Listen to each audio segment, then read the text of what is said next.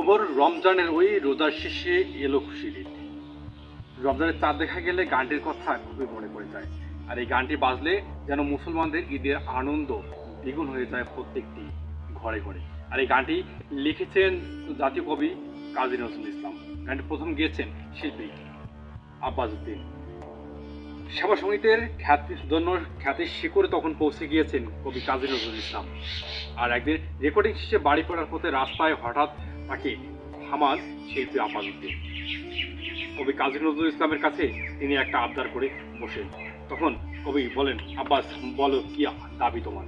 তখন আব্বাস উদ্দিন বললেন, দেখো কাজীদা, পেয়ারু কাওয়াল্লা কাল্লু কাওয়াল্লা কত সুন্দর উর্দুতে কাওয়ালি গান গাচ্ছে, তবে বাংলায় কোনো ইসলামী গান নেই। বাংলায় কোনো ইসলামী গান গাইলে মুসলমানদের ঘরে ঘরে জয় জয়কার হয়ে উঠবে। তখন ঠিক সেই মুহূর্তে কি উত্তর দেবেন পথ খুঁজে পাচ্ছিলেন না। সুর মেলানোটাও খুব টাফ ব্যাপার হয়ে উঠছিল কবির জন্য। তার কথার কোনো সদ উত্তর দিতে পারছিলেন না কবি কাজী নজরুল ইসলাম। তিনি একটু চিন্তায় পড়ে গেলেন, কারণ ইসলামের সাথে তারও একটু কোনো ভাব রয়েছে। কারণ ছোটবেলায় তিনি মক্তবে পড়েছেন, কোরআন পড়েছেন এবং তার নামের সাথেও ইসলাম লেখা রয়েছে। তবে গান লিখতে হলে তো সরঞ্জাম কিনতে হবে, বিনিয়োগ করতে হবে এবং সেখানে বেশ খরচাপাতিরও বিষয় রয়েছে। তখন চিন্তা ভাবনা করে কবি কাজী নজরুল ইসলাম আব্বাসকে বললেন, দেখো আব্বাস, তুমি একটু ভগবতী দাদার সাথে কথা বলো, গ্রামোফোন রেকর্ডিংয়ের ভগবতী দাদার সাথে কথা বলো, দাদা কি বলে। এরপর আব্বাস উদ্দিন সবুজ সংকেত পেলেন। আব্বাস উদ্দিন গেলেন সেই ভগবতী দাদার কাছে। দাদা প্রথমে কোনো পাত্তাই দিলেন না, কোনো কথাই শুনলেন না। কারণ তিনি জানেন মার্কেটের চেয়ে অধিক বিনিয়োগ করলে তার ব্যবসার লাল বাতি চলে যেতে পারে।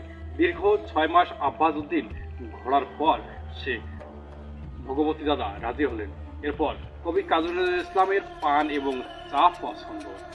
তিনি এক কাপ চা আর একটি পান নিয়ে গেলেন সেই কবির কাছে।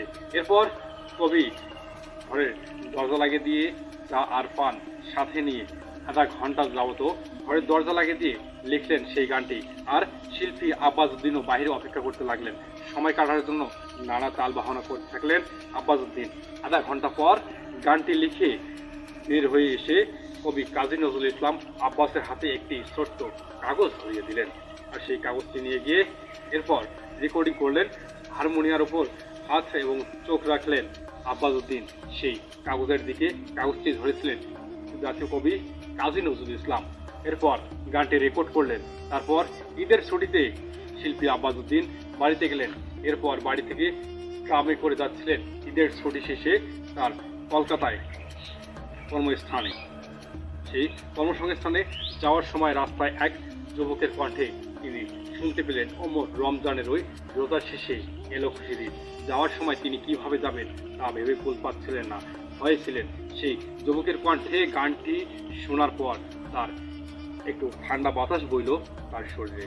এরপর কলকাতা থেকে ফিরে আসার সময় তিনি ভাবছিলেন কি হবে কি হবে, এই চিন্তায় কুল পাচ্ছিলেন না। তারপর খেলার মাঠে বসে থাকা কয়েকজন যুবক বসে রয়েছে, আর একজন যুবক সেখানে গাইছে ওমর রমজানের ওই রোজার শেষে এলো খুশির ঈদ গানটি। এরপর তিনি গেলেন কবি কাজী নজরুল ইসলামের কাছে। সেদিন কোনো দিকে মন না দিয়ে জাতীয় কবি কাজী নজরুল ইসলাম খেলছিলেন দাবা।